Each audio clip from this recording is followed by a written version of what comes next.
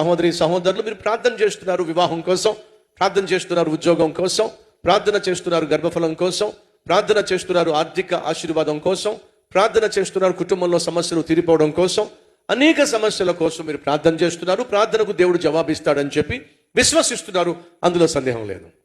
కానీ ఉన్న సమస్యల్లో ఏమిటంటే, మీరు ప్రార్థన చేస్తున్నప్పటికీ కూడా వెంటనే మీరు అనుకున్న సమయంలో జవాబు రావట్లేదు. కాబట్టి ఎంతో కొంత నిరుత్సాహం వచ్చి పడుతుంది. ఆ నిరుత్సాహం ఏం చేస్తుందయ్యా అంటే, దేవుని పట్ల నీకున్న విశ్వాసాన్ని నీరుగార్చేస్తుంది. సైతానుకున్న తత్వము అదే. దేవుని పట్ల నీకున్న నమ్మకాన్ని నీరుగార్చటానికి నిన్ను నిరుత్సాహపరుస్తాడు.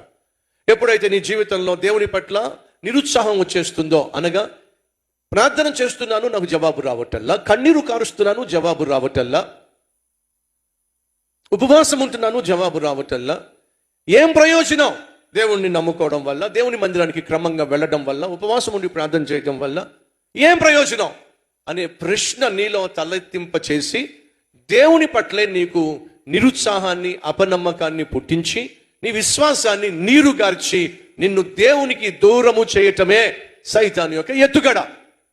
ప్రియ సహోదరి సహోదరులు, మనము దేవునికి ప్రార్థన చేసినప్పుడు దేవుడు ఖచ్చితంగా జవాబు ఇస్తాడో. కానీ నువ్వు అనుకుంటున్నది ఒకటి, దేవుడు ఇవ్వాలనుకుంటుంది మరొకటి. నువ్వు ఆశిస్తుంది ఒకటి, దేవుడు అనుగ్రహించాలనుకుంటుంది మరొకటి.